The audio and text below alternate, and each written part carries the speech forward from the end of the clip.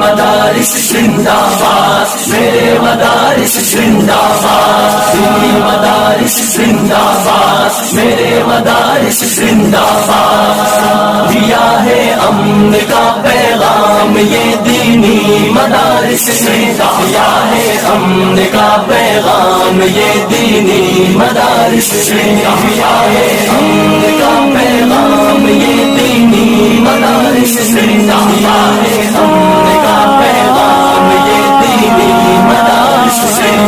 الحمدللہ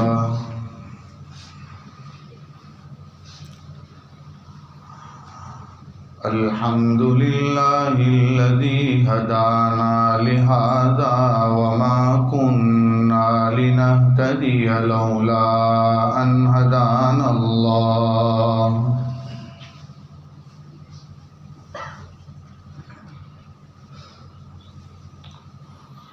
لقد جاءت رسل ربنا بالحق صلوات اللہ وسلامہ علی سیدنا محمد وعلی آلہ وصحبہ وبارك وسلم تسليما كثيرا كثيرا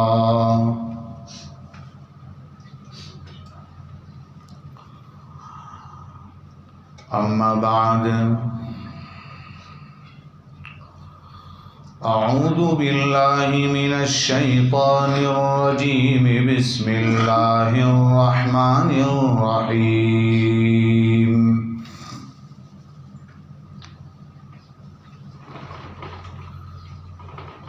يا أيها الذين آمنوا قوا أنفسكم وأهليكم نارا وقودها الناس والحجارة عليها ملائكة غلاظ شداد لا يعصون الله ما أمرهم ويفعلون ما يؤمرون صدق الله العظيم۔ ایک بار درود پاک پڑھ جائیں۔ اللهم صل على سيدنا محمد وعلى آل سيدنا محمد وأصحابه وأزواجه وبارك وسلم۔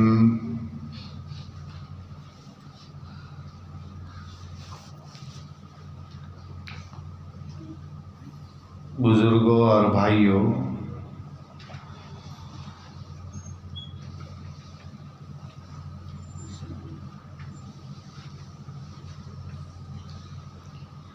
کسی علاقے میں زلزلہ آ جائے، کسی علاقے میں طوفان آ جائے،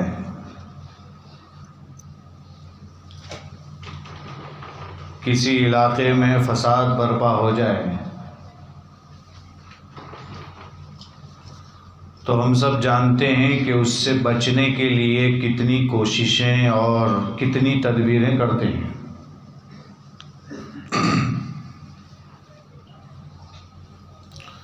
یہ زلزلوں سے، فسادات سے، طوفان سے زیادہ خطرناک فتنہ اس وقت ہمارے سامنے ہے۔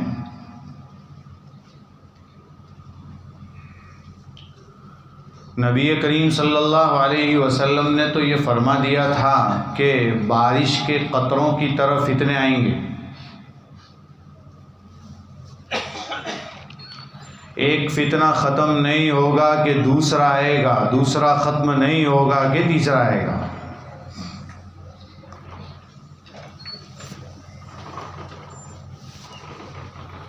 جتنے فتنے ہیں ابھی اس وقت، ان سب فتنوں کی جڑ اور سب سے بڑا فتنہ جو ہے وہ مغربیت کا فتنہ ہے۔ مغربیت کا مطلب ویسٹرن کلچر انگلش والے کہتے ہیں۔ انگریز یہاں سے گئے لیکن لوگوں کے دماغ آج بھی انگریزی ہیں، لباس آج بھی انگریزی ہیں،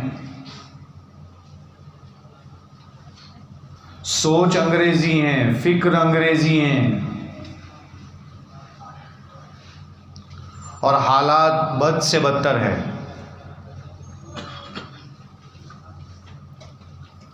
آئے دن مختلف واقعات ہم پڑھتے ہیں، سنتے بھی رہتے ہیں، کبھی کبھی تکلیف ہوتی بھی ہے، کبھی نہیں بھی ہوتی، کبھی ایسا بھی ہوتا ہے کہ یہ تو آتا رہتا ہے۔ جیسے کبھی پڑھ لیا کہ اس نے اس کو قتل کر دیا، دونوں مسلمان تھے، اور ابھی آج کل جو سوشل میڈیا کا موضوع بنا ہوا ہے کہ غیر مسلم لڑکا مسلمان لڑکی کو لے کر چلا گیا۔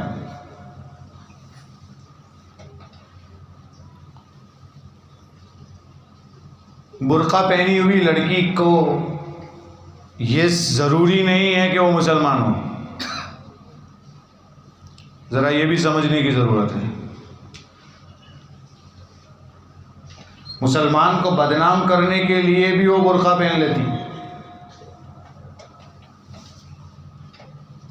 جیسا کہ ہمارے اکابرین کہہ رہے ہیں کہ جو یہ کہا جا رہا ہے کہ 8 لاکھ مسلمان لڑکیاں مرتد ہو گئی، ایسا بھی نہیں ہے، لیکن غفلت کی نیند سے بیدار ہونے کی ضرورت ہے۔ فتنہ دبے پاؤں آتا ہے، پتہ نہیں چلتا کس علاقے میں کس گھر میں سرایت کر گیا۔ جو مسلمان لڑکی جاتی ہوگی غیر مسلم لڑکے کے ساتھ، ہم کہیں اس کی تعریف نہیں کر رہے ہیں، وہ تو بہت غلط ہے، یہ ہمارے گھر میں بھی ہو سکتا ہے۔ یہ سمجھنے کی ضرورت نہیں ہے کہ ہماری لڑکیاں تو بہت اچھی ہیں۔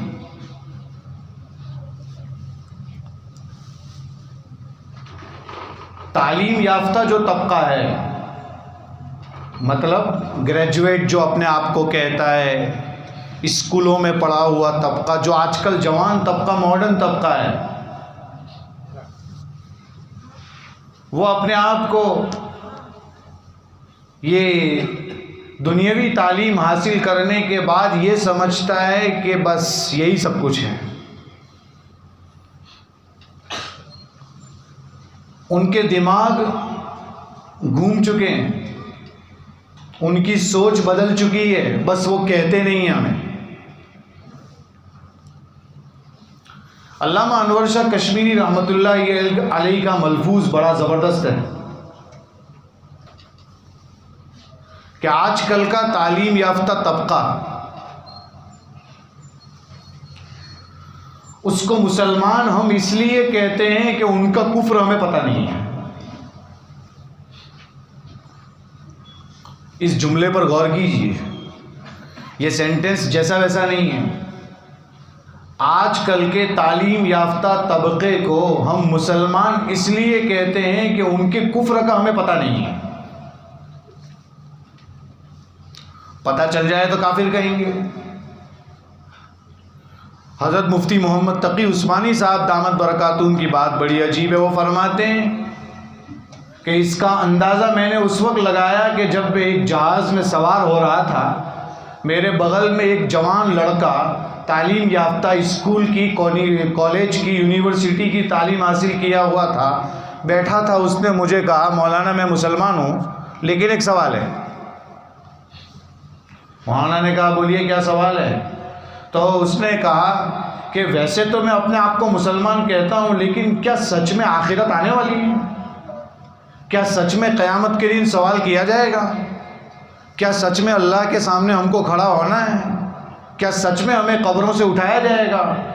وہ اس طرح کے سوال اس لیے کر رہا تھا کہ مغربیت اس پر ایسی سوار ہو گئی ہے کہ اس کو یہ سب غلط لگ رہا ہے۔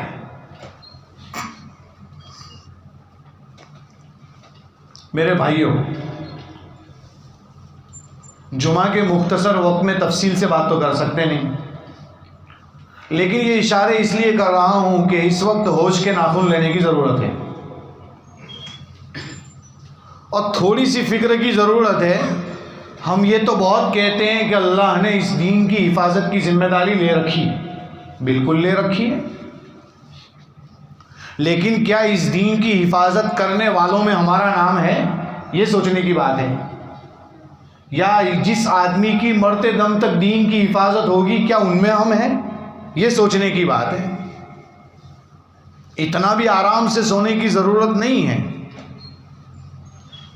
باطل بالکل سر پر ہے، روزانہ آپ دیکھتے ہوں گے ہر طرف کی نئی نئی سازشیں، نئی نئی کوششیں۔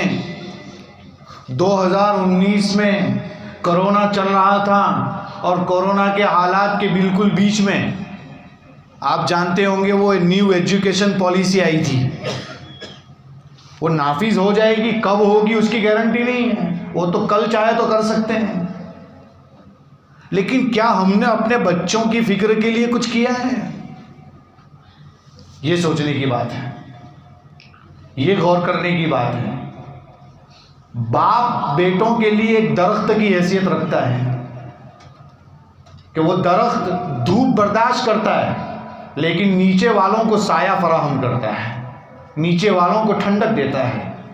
بالکل باپ تمام تکلیفیں برداشت کر کے وہ بیٹوں کے لیے سب کچھ کرنے کے لیے تیار ہوتا ہے، لیکن آج کل کا باپ بیٹوں کے کھانے کی فکر تو کر رہا ہے، اولاد کی لباس کی فکر تو کر رہا ہے، آخرت کی فکر نہیں کر رہا ہے۔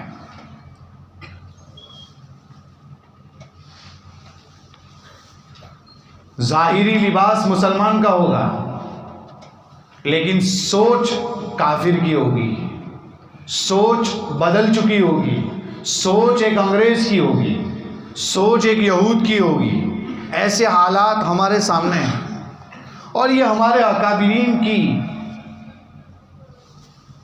بصیرت کہیے، دور اندیشی کہیے کہ وہ آج سے 30 40 سال پہلے یہ کہہ چکے ہیں کہ ایسے حالات آنے والے ہیں، اور ہم دیکھ بھی رہے ہیں۔ وہ اللہ کے رسول صلی اللہ علیہ وسلم کی حدیث کہ صبح مومن ہوگا شام کو کافر ہو جائے گا، شام کو مومن ہوگا صبح کافر ہو جائے گا۔ یہ کب ہوگا؟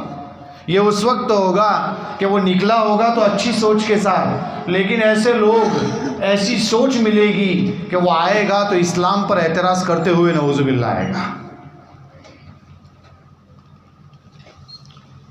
اس لیے آج کی بات کا پہلا پیغام اپنی بچوں کی، اپنی اولاد کی فکر کرنے کی ضرورت ہے۔ آرام سے سوئیں گے تو کام نہیں چلے گا، غفلت ابھی بھی اختیار کریں گے تو بھائیوں کام نہیں چلے گا۔ وہ ہمارے سر پر جب آ جائے گا تو پتہ چلے گا حالات کہاں پہنچ چکے ہیں، کہاں گئے ہیں۔ دن بدن واقعات پڑھتے ہیں تو خوش ہونے کی ضرورت نہیں ہے، رونے کی ضرورت ہے۔ نسلوں کا کیا ہوگا، آگے کیا ہوگا، فتنے جو اتنے ہیں اس سے ڈبل آئیں گے، اس سے چوبل آئیں گے، اتنے خطرناک فتنے آئیں گے کہ ہم سوچ بھی نہیں سکتے۔ یہ کوئی ختم ہونے والی چیز نہیں ہے۔ آدم علیہ السلام کو اللہ نے بنایا تھا نا، اس سے کئی سالوں، ہزاروں سال پہلے ابلیس کو بنا دیا تھا، ابلیس کو پیدا کر دیا تھا۔ معلوم ہوتا ہے راستوں سے بھٹکانے والی چیزیں پہلے ہی سے آ چکی تھی، تو راستے تو پہلے سے تیار ہیں، بھٹکانے والی چیزیں ہمارے سامنے ہیں، لیکن ہمیں کرنا ہے کہ ہم اس راستے سے بھٹکیں نہ۔ کوشش کریں کہ ہم کیسے ادھر جائیں گے، کیسے اپنے آپ کو بچائیں گے، کیسے ان فتنوں سے اپنے آپ کو دور رکھیں گے، اپنی اولاد کی کیسے فکر کریں گے۔ اس لیے قرآن کریم میں ایک واقعہ ہے، مولانا علی میاں ندوی رحمۃ اللہ علیہ اس آیت کو بار بار پڑھا کرتے تھے، اور وہ اس لیے پڑھا کرتے تھے کہ وہ سمجھتے تھے، وہ جانتے تھے کہ ایک نبی اپنی اولاد کی فکر کیسے کرتا ہے، اگر کاش کہ کوئی باپ اپنی اولاد کی ایسی فکر کر لے۔ حضرت یعقوب علیہ السلام کا تذکرہ بالکل پہلے پارے میں، اور کیا ہے وہ؟ فرمایا ام کنتم شہداء اذ حضر یعقوب الموت،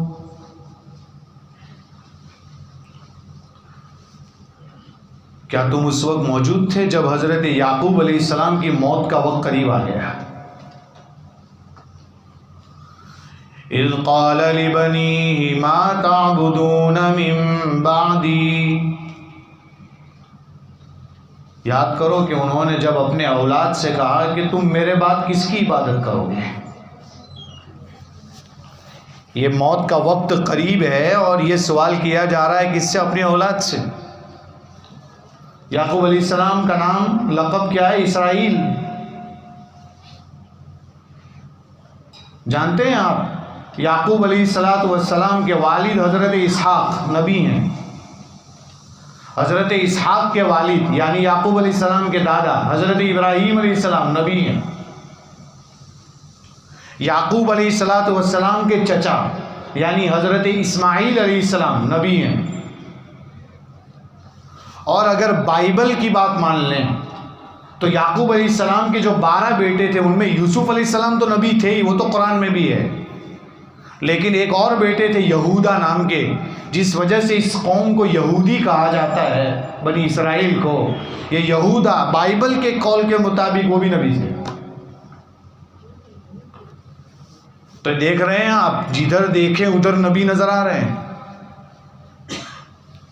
اور نبی کا ایمان کیسا ہوتا ہے وہ آپ کو معلوم ہے، مضبوط، وہ تو سب پوری قوم کو لے کر چلنے والا ہوتا ہے۔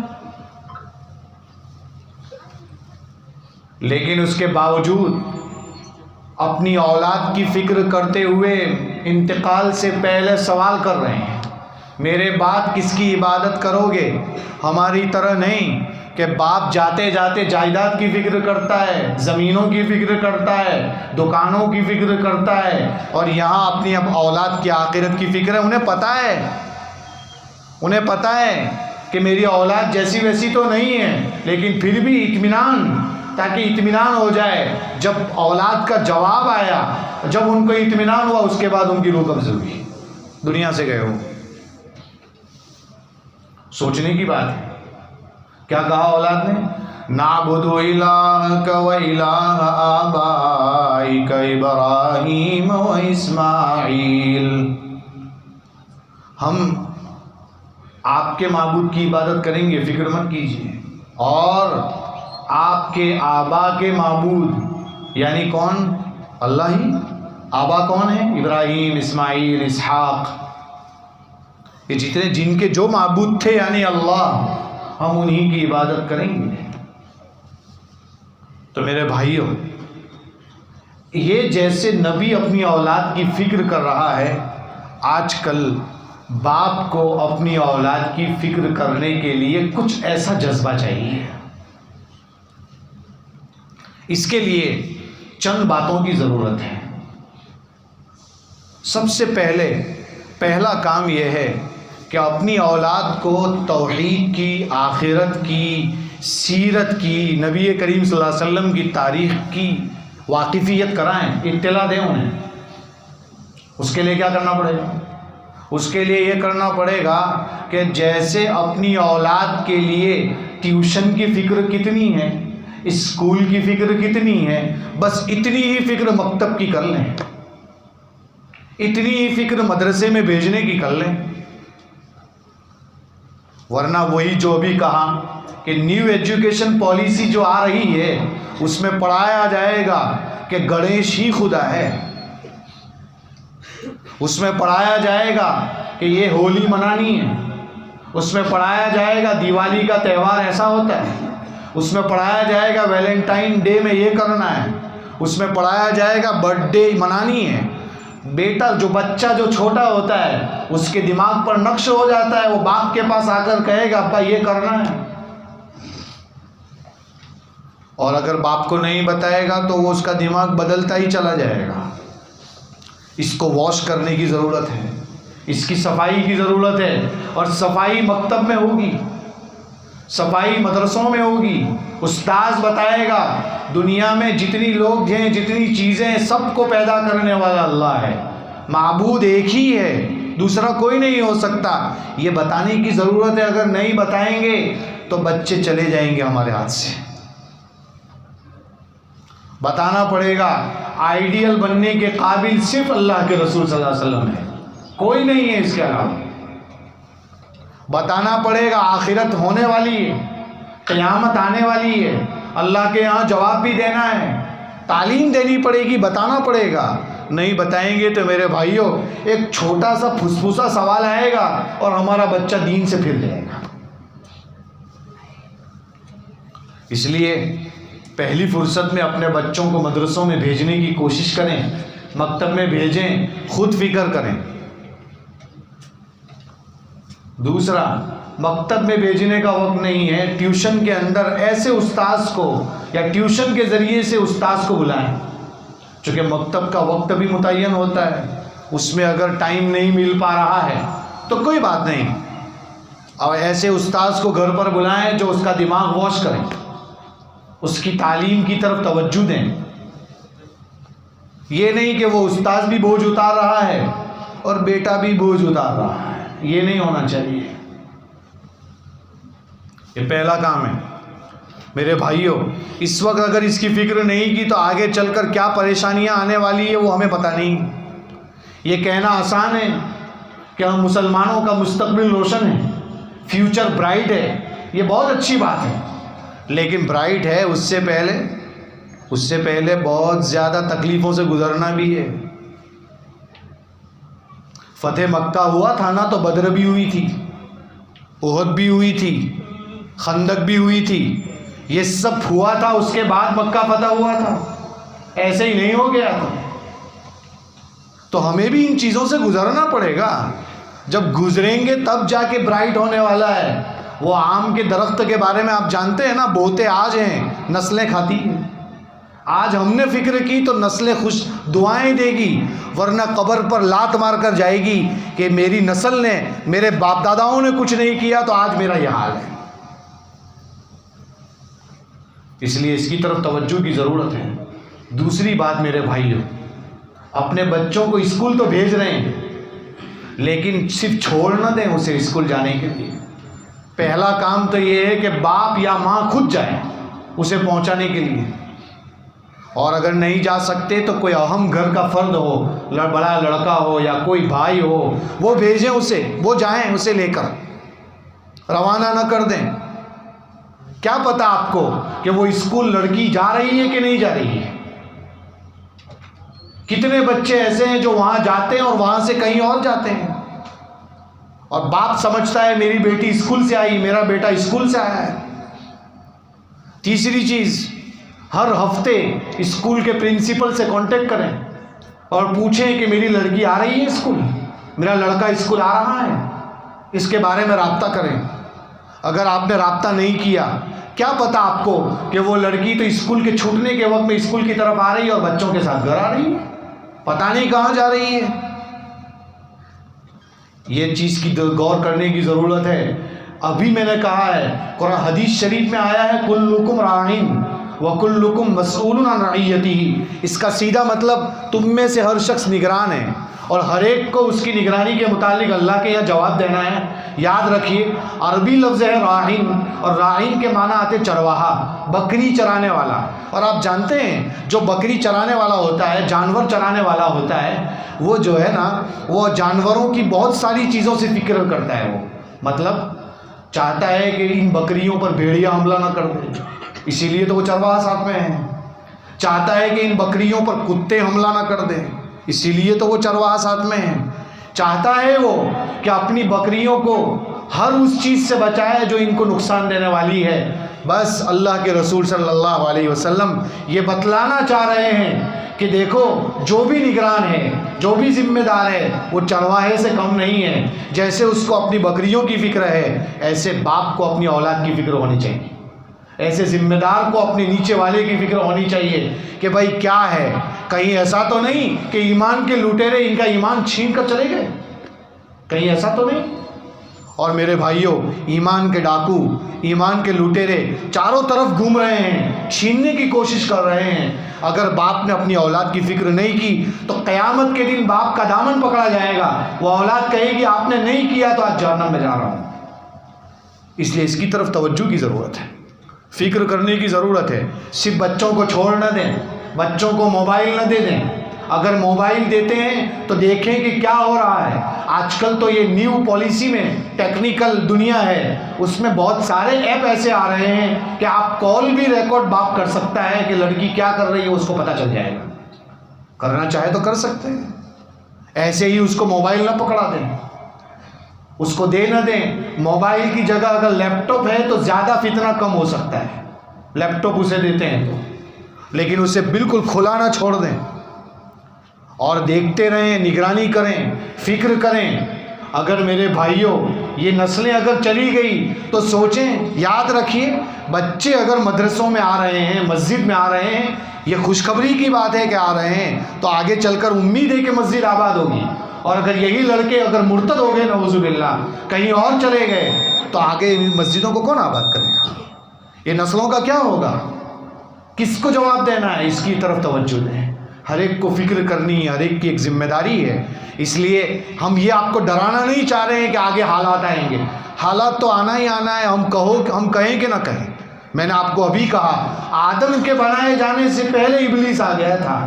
مطلب بھٹکانے والی چیزیں تو آتی رہے گی، مصیبتیں تو آئے گی، لیکن کیا ہم نے اس کے لیے کوئی لائحہ عمل طے کیا ہے؟ کیا ہم نے اس کے لیے کوئی لائن طے کی ہے؟ کیا ہم نے اپنے بچوں کے فیوچر کے لیے کچھ راستہ اختیار کیا ہے؟ نہیں کیا ہے تو یاد رکھنا، بعد والی نسل آپ کو گالیاں دے گی، آپ کو برا بھلا کہے گی، آپ کے پیچھے الٹا سیدھا کہے گی، وہ اس لیے کہ ہم نے ہی فکر نہیں کی تھی۔ اس لیے اس کی طرف توجہ دیں۔ اور آخری بات یہ ہے، خود اپنے آپ کو سدھاریں گے تو بچے سدھریں گے۔ حالات ایسے ہیں کہ باپ موبائل سے دور نہیں ہوتا، باپ مووی دیکھتا ہے، باپ دوسرے لڑکیوں کے چکر میں پھنسا ہوا ہے، بیٹا یہی دیکھتا ہے تو ایسا سب کرتا ہے۔ اس لیے آج ہمارا معاشرہ، ہم تو سنتے ہیں کبھی کبھی ہمارے معاشرے میں، ہمارے علاقے میں چبوتروں پر رات کو بیٹھنے والے جوان وہ یہ کہتے ہیں ایک بیوی گھر میں ہونی چاہیے اور ایک بیوی موبائل میں ہونی چاہیے۔ ایسا کہتے ہیں اور آسانی سے کہتے ہیں۔ میرے بھائیوں، اگر ایسا کرتے رہو گے تو بعد کی نسل کیا ہوگی آپ کو پتہ نہیں ہے، کہاں جائے گی۔ اس لیے اس کی فکر کرنے کی ضرورت ہے۔ بہرحال میرا وقت ختم ہو چکا ہے۔ قرآن کی آیت پڑھی تھی، ایمان والوں، قوا انفسکم، اپنے آپ کو بچاؤ، واہلیکم، اپنے گھر والوں کو بچاؤ، نارن، آگ سے، اور جہنم کی آگ سے۔ دنیا کی آگ تو کچھ بھی نہیں ہے جہنم کی آگ کے سامنے، بہت خطرناک آگ ہوگی۔ وقودها الناس والحجارہ، اور اس کا ایندھن یعنی اس کا ایندھن کیا ہوگا؟ انسان ہی ہوں گے، لوگ جلیں گے اس میں اور پتھر جلیں گے۔ کیا ہم نے اس کی تیاری کی ہے؟ اس کی فکر کریں۔ اللہ تعالیٰ ان باتوں پر ہم سب کو، مجھے سب سے پہلے اور سبھی لوگوں کو اس پر عمل کرنے کی توفیق عطا فرمائیں۔ آمین۔ وآخر دعوانا الحمدللہ رب العالمین۔